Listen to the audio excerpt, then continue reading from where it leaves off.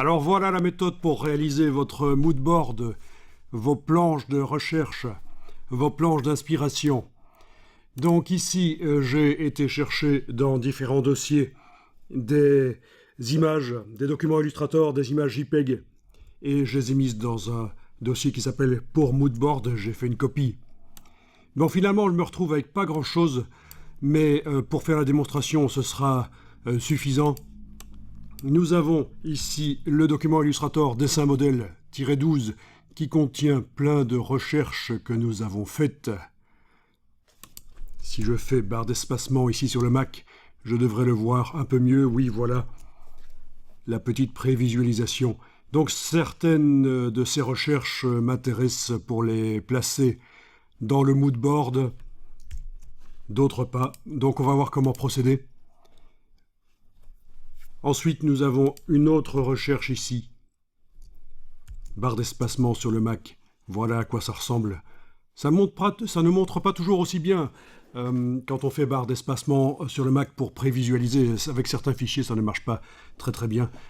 C'est pour ça qu'il y a un autre logiciel pour prévisualiser les images, un logiciel Adobe qui s'appelle Bridge et qui lui fonctionne toujours bien pour montrer des documents InDesign, Illustrator, Photoshop en preview, en prévisualisation.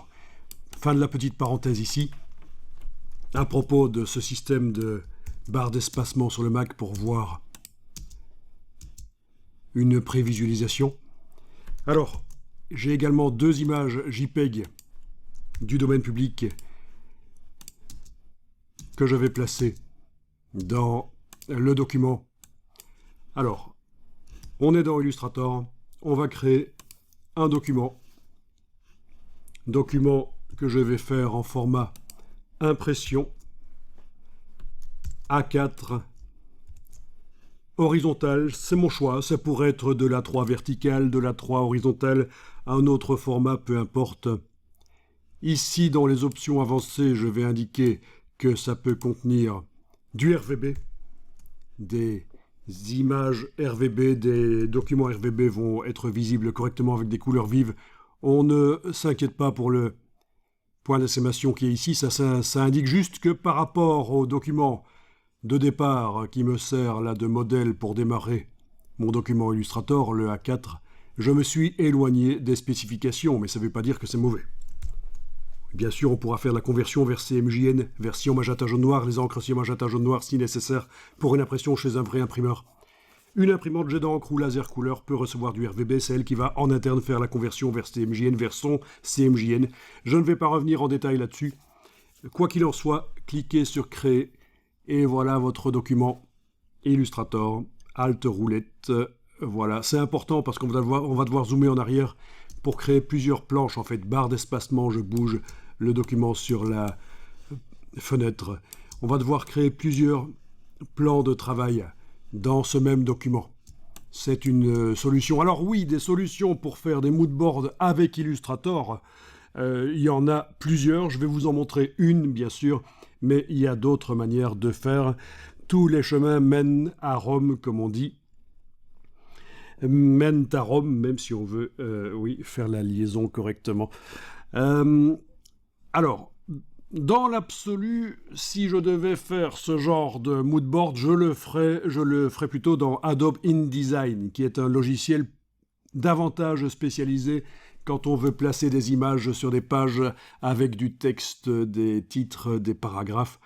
Mais voilà, là, il y a une demande de se limiter pour la formation ici, se limiter à Illustrator, ne pas aller dans d'autres logiciels, quoique quand même un peu Photoshop si nécessaire, mais en tout cas Adobe InDesign, se lancer dans le logiciel de mise en page Adobe InDesign, c'est vrai que ça demande une formation relativement longue, et comme vous maîtrisez déjà bien Illustrator, ne compliquons pas les choses à essayer de faire dans InDesign ce qu'on fait mieux que dans Illustrator en termes de mise en page, mais on va quand même s'en sortir dans Illustrator et arriver à faire quelque chose.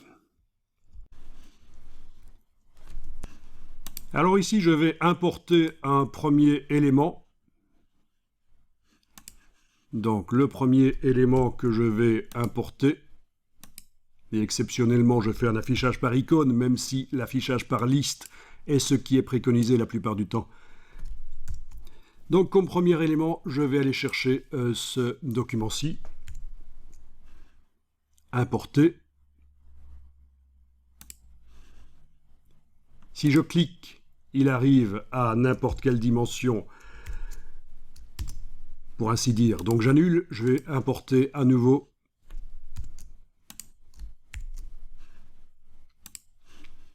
Donc là, je l'ai supprimé. C'est celui qui est arrivé trop grand, touche suppression. J'importe à nouveau et cette fois-ci, je fais un cliquer-glisser pour déterminer la dimension sur la page A4 horizontale. Alors,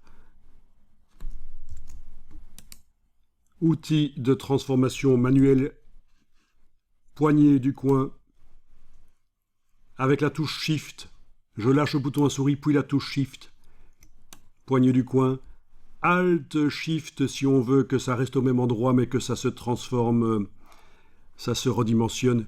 Toujours lâcher le bouton de la souris, puis la touche Alt et Shift dans ce cas-ci. Voilà, quoi qu'il en soit, je détermine la dimension que je souhaite.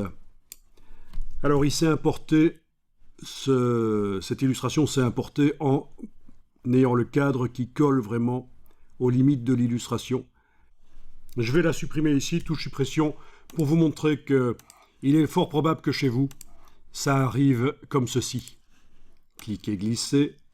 Voilà, vous avez pas mal d'espace autour de l'illustration. Alors, comment forcer le cadre là pour qu'il soit tout près de l'illustration comme c'était la première fois? Je vous montre, là je supprime, je fais fichier importer, je vais chercher et dans la boîte d'importation,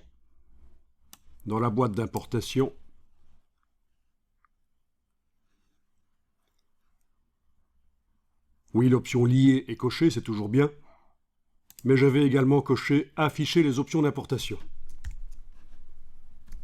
Importer. Ainsi, il y a une boîte qui s'ouvre.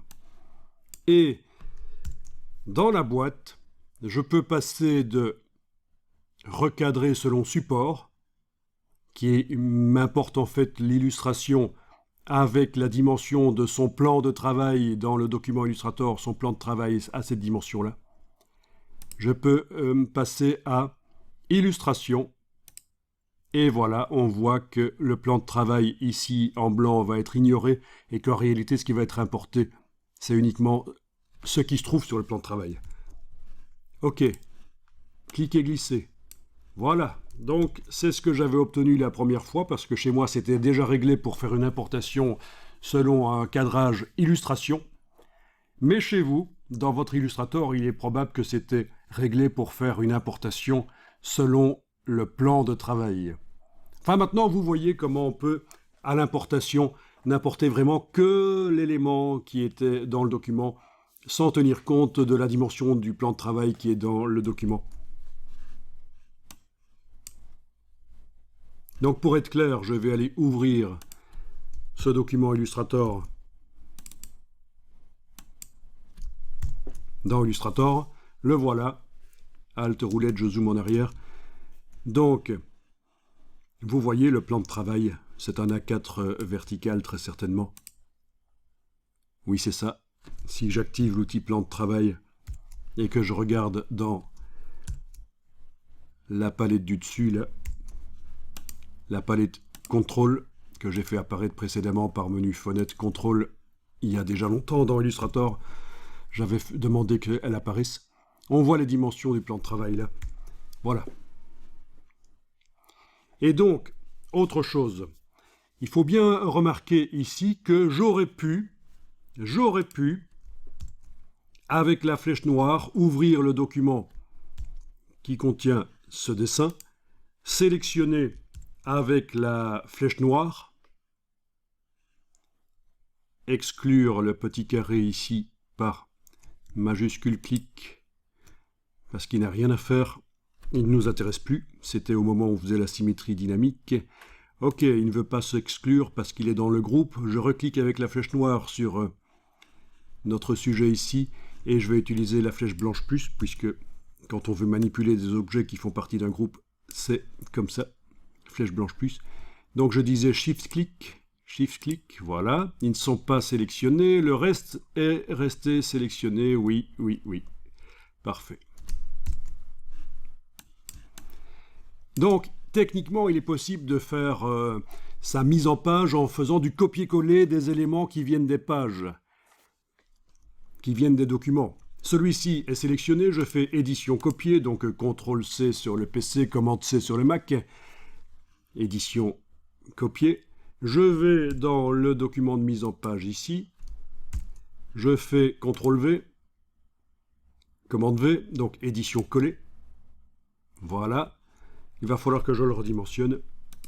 Ce qui est toujours déconseillé dans Illustrator, le redimensionnement est déconseillé parce que est-ce que les épaisseurs de contours vont se redimensionner aussi? Pas certain. On va faire en sorte que pendant leur dimensionnement ici, et ça c'est quelque chose dont on n'avait pas encore parlé et qui est super important, pendant le redimensionnement de l'illustration ici, les contours se redimensionnent. D'abord, je vais montrer ce qui se passe si je n'enclenche pas leur dimensionnement des contours. Donc avec l'outil de transformation manuelle, je prends une poignée du coin et je vais faire commencer à bouger avec Alt, Shift, voilà, je vais redimensionner. Voilà, ok. J'ai lâché les touches, puis le bouton de la souris. Ok, avec la flèche noire, je vais cliquer à côté. Ok, voyez ce qui se passe. J'englobe avec la flèche noire pour aller le mettre près du document que j'avais importé. Ah ben oui, parce que c'est ça en fait. Hein. Ceci, c'est un document Illustrator que j'ai importé dans un autre document Illustrator. Et d'un point de vue informatique, c'est léger. Tandis que du copier-coller, c'est lourd. Si vous faites des mises en page avec plein de choses que vous allez copier-coller d'ailleurs, vous avez intérêt à avoir un ordinateur super puissant, alors que le système d'importer un document Illustrator dans un autre comme ceci, d'importer le document, l'illustration dans ma mise en page Illustrator, comme j'importe une image, on l'a déjà fait, importer des images, ça c'est léger, ça mais les vecteurs ne sont pas accessibles, on ne sait pas faire de modifications ici. Si je veux faire des modifications là-dessus, il faut que je le fasse dans le document d'origine. Tandis qu'ici, des modifications, je pourrais les faire sur les copies. Et justement, c'est ça qui nous pose un problème ici. Si vous regardez, le simple fait de redimensionner ce que j'avais collé a changé l'épaisseur des contours. Ça se voit clairement que les brushes artistiques qui avaient été mises sur le côté, elles sont plus épaisses que ce qu'elles étaient là dans le document original. Ou si je vais voir dans le document original qui est toujours là ouvert dans son onglet, je clique avec la flèche noire à côté, je zoome, voilà, on voit qu'il n'y a pas de problème. Tandis que la version redimensionnée ici pose un problème. Donc ce que je vais faire ici, je vais englober ça avec la flèche noire, touche suppression. Je vais à nouveau coller, parce que c'est toujours dans le presse-papier. Mais oui, quand j'étais allé dans l'image ici originale, sélectionner tout, enfin tout, sauf les petits carrés du dessus. Faire copier, c'est envoyé dans une partie de l'ordinateur qu'on appelle le presse-papier, le clipboard, qui sert au transfert d'informations entre des logiciels ou entre un logiciel et lui-même. Donc, ce que je veux dire, c'est que c'est toujours dans le presse-papier, et donc je vais faire édition coller. Voilà. Et alors, comment redimensionner ça? Si je veux absolument redimensionner cet élément sur la page là, A4, mais que l'épaisseur du contour reste comme celle-là, je veux dire que d'aspect, ça ressemble toujours à ça, eh bien, ça, c'est vraiment une astuce à connaître dans Illustrator. Dans les préférences d'Illustrator, menu édition, préférences, menu Illustrator, préférences sur le Mac, menu édition, préférences sur le PC, vous allez dans les préférences générales. Et là, vous avez une option ici à cocher, mettre à l'échelle les contours et les effets. Je la coche, elle est cochée. Du coup, si je redimensionne avec l'outil de transformation manuelle, en prenant une poignée du coin, avec la touche Alt et Shift, après avoir commencé à bouger, Alt et Shift, voilà, je redimensionne. Je lâche le bouton à la souris, puis les touches Alt et Shift, Alt et majuscule au clavier. Donc c'est bien, je le montre ici sur mon clavier virtuel, c'est bien la touche Alt et la touche Shift, la touche majuscule. Après avoir commencé à bouger la poignée de transformation manuelle, j'enfonce ça et je lâche le bouton à la souris, puis seulement ces touches-là qui sont des touches de contrainte. Alors qu'est-ce qui s'est passé ici?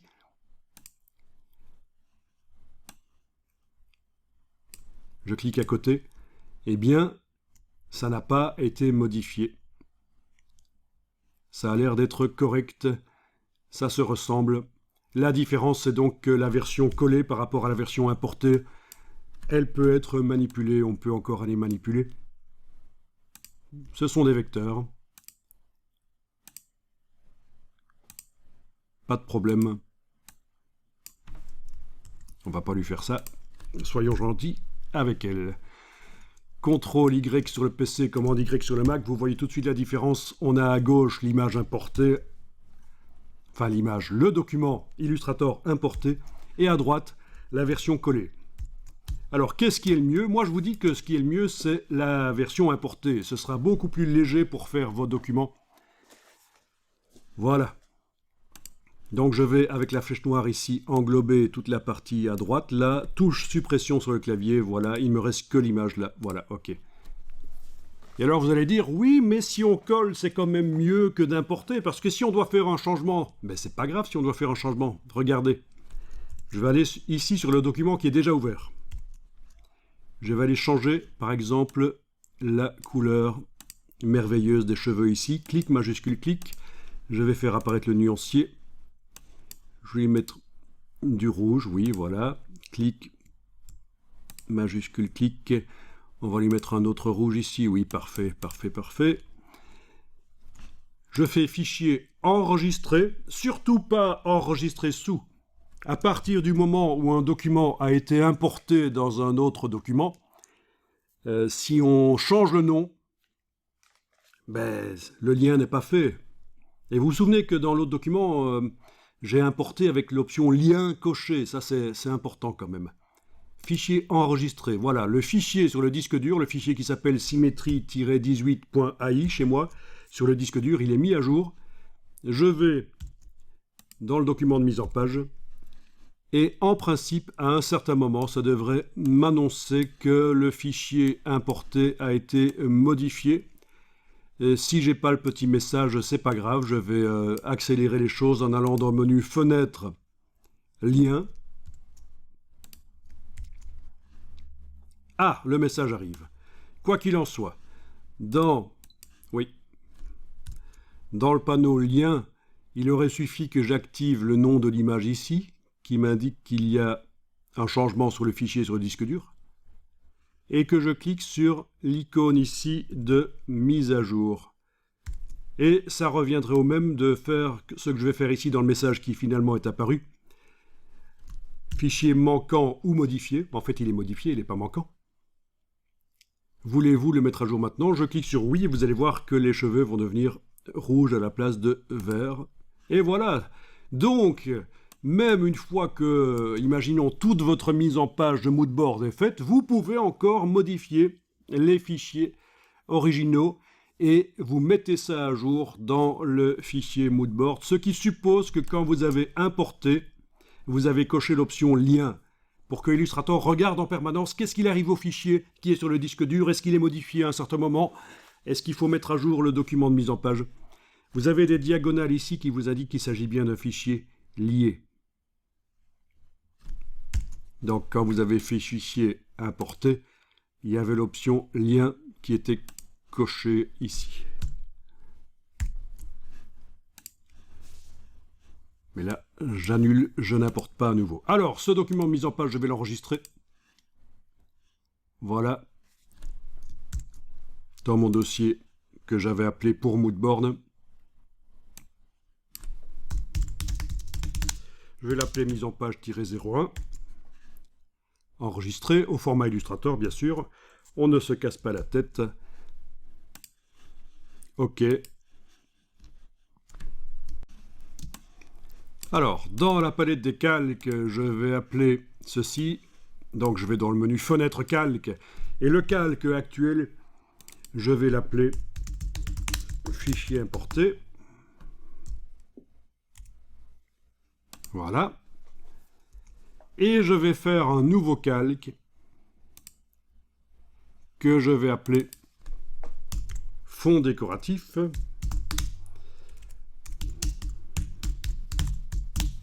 Alors, les noms que vous donnez là, c'est vous qui gérez et vous n'êtes même pas obligé de renommer. C'est ici pour la démonstration que je nomme. Alors, ce calque fond décoratif, je vais le faire passer sous le calque fichier importé. Donc, je prends par la droite ici. Surtout, donc là, je clique et je glisse, évidemment. Je clique, je garde cliquer et je bouge la souris. Je ne dépose pas quand je suis là au-dessus, sinon ça va le mettre dans le calque fichier importé. Ça va créer ce qu'on appelle un sous-calque. Non, j'attends que en bas, là, voilà, la ligne horizontale apparaisse pour me dire que je vais insérer. Je lâche le bouton à souris et voilà, il est passé en dessous. Et qu'est-ce qu'on va mettre là-dessus? Eh bien, des fonds décoratifs. Mais notre moodboard va peut-être comporter beaucoup de pages. Et donc, si je commence à mettre sous les illustrations, les pages qui montrent des illustrations comme celle-ci, je commence à mettre un fond décoratif bleu, par exemple, un dégradé du bleu vers le gris, disons. Et sur les autres pages qui contiennent des photos d'inspiration, mais mon moodboard d'inspiration, je mets de l'orangé vers le gris, pas du bleu vers le gris, vous voyez ce que je veux dire? Voilà, sur les pages 1 et 2 qui vont contenir des illustrations, ce sera un fond du bleu vers le gris. Par contre, sur les pages 3 et 4 qui vont contenir des photos, ce sera un fond de l'orangé vers le gris. Si je fais tout ici dans le document de mise en page, ça va me demander, si je dois modifier les choses, ça va me demander beaucoup de boulot. Et donc, on va procéder aussi par importation pour les fonds. Ce sera beaucoup mieux. Vous allez comprendre. Donc, le fond bleu, c'est juste un choix créatif ici que je fais, hein, un fond du bleu, de dégradé du bleu vers le gris, que je vais mettre sur cette page-là. Mais je ne vais pas réellement le faire là. Je ne vais pas faire un rectangle dans ce calque-là. Je vais aller créer un nouveau document, fichier nouveau. Nouveau document qui aura la même dimension que la page, impression A4, horizontale, couleur RGB. Créer. Bien. Alt roulette, barre d'espacement. Et dans ce document, je vais créer mon fond. Donc je vais prendre le rectangle ici. Et je vais par exemple tracer du coin supérieur gauche, cliquer, glisser vers le coin inférieur droit. Voilà. Ah tiens, on aurait peut-être intérêt à transformer pour que ça colle bien. Oui, voilà, il faut que ça colle bien de chaque côté. Il y a du magnétisme, donc ça va aider. Bien sûr, j'aurais pu faire paramétrer un rectangle et indiquer les dimensions précises en millimètres. Mais donc voilà. Alors, avec la flèche noire, non, excusez-moi, avec l'outil de transformation manuelle, je vais faire en sorte que le rectangle soit sur la moitié droite de cette page horizontale. Je prends, donc avec l'outil de transformation manuelle, je prends la poignée ici, et vous voyez que les repères commentés sont actifs. Ce sont ces indications roses qui apparaissent parce que dans le menu affichage, repères commentés est coché. Donc, je prends la poignée et à un certain moment, ça va m'indiquer que je suis au centre. Voilà, centre.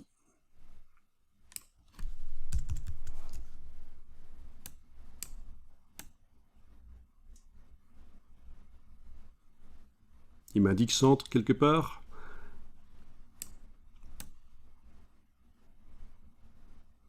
Voilà. Donc voilà, j'ai un rectangle qui est exactement sur la moitié de la page. Ceci dit, ça n'était pas nécessaire d'être extrêmement précis ici. Il aurait pu être un peu moins large ou un peu plus large, peu importe. Mais comme ça, vous voyez comment on peut faire. Alors tiens, ce rectangle, il a un contour noir que je vais enlever. Ben oui, parce que si on clique avec la flèche noire à côté pour le désactiver, on voit qu'il a un contour noir. Ok, c'est pas bien. Ah tiens, on voit aussi qu'il n'est pas tip-top comme il devrait. Ok. Avec la flèche blanche, je suis allé le repositionner.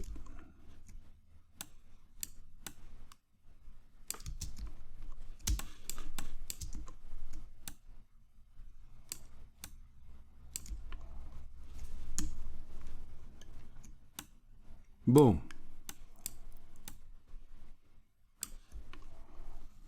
Oui, donc, je le sélectionne avec la flèche noire et j'enlève son contour noir. J'aurais dû faire ça dès le départ, avant même de le créer, enlever le contour noir.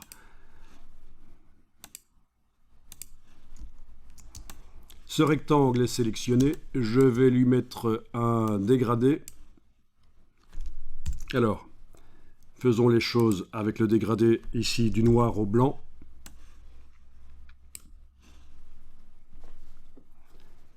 Donc, le dégradé est appliqué sur le fond.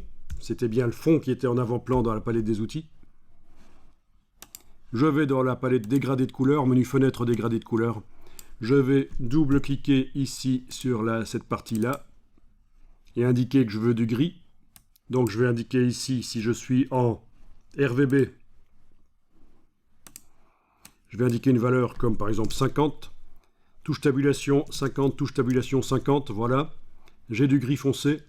Avec la touche Shift, la touche majuscule, je peux déterminer la valeur de gris que je veux.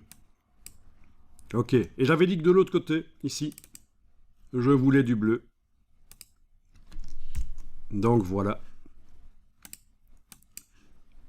Du bleu plus ou moins verdâtre, dans ce qu'on appelle du bleu cyan.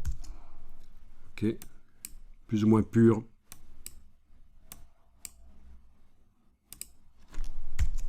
Ok, donc dégradé du bleu à droite ici vers le gris. Waouh, je l'enlève. J'ai cliqué à côté de la pastille, donc j'en ai créé une nouvelle, mais je l'ai enlevé tout de suite.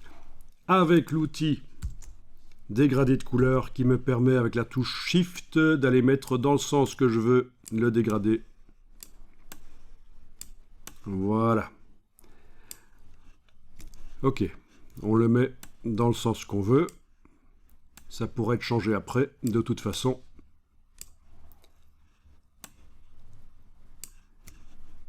Ok. Alors, ceci, je vais l'enregistrer, fichier enregistré sous, ce document, je l'enregistre toujours dans mon dossier Moodboard, je vais l'enregistrer sous le nom fond pour les dessins. Voilà. Ok, ok. Ah tiens, sur ce rectangle, on pourrait mettre de la texture, c'est pas interdit. Notamment, oui, on pourrait mettre du bruit, effet artistique, grain photo. Voilà, on a un effet de grain qui peut être mis, ça peut être sympa, avec la valeur de grain qui se règle ici.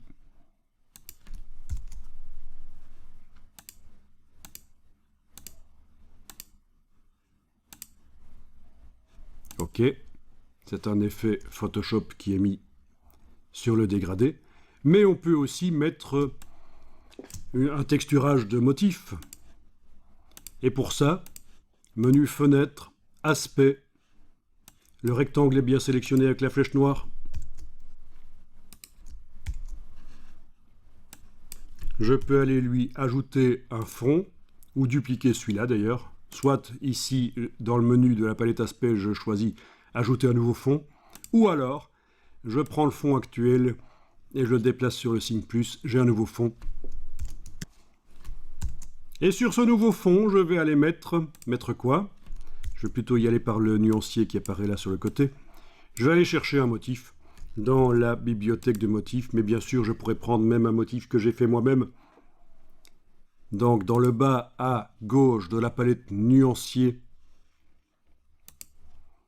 je vais jusque motif, décoratif, héritage décoratif par exemple, et je vais choisir un motif que je vais appliquer sur ce deuxième fond qui est sur ce rectangle qui est actuellement sélectionné. Voilà ça par exemple. Et bien sûr, il recouvre le dégradé complètement, mais je sais que en ayant déployé le fond ici sur opacité, je peux aller diminuer l'opacité, mais également avec le pointeur au-dessus ici, jouer avec la roulette pour définir le mode de fusion. Et aller choisir le mode de fusion qui me plaît le plus. C'est à tester. Notamment le dernier, luminosité ne modifiera que la luminosité du dégradé en dessous, donc toute la couleur d'origine du motif est oubliée. À l'inverse de couleur ici qui enlève le dégradé et qui ne donne pas un très bon résultat dans ce cas-ci. Tout ça est au choix évidemment. Ok, finalement je vais le mettre en mode produit. Voilà, en mode produit. Modifier l'opacité. Tout ça pourrait être modifié par la suite comme on veut.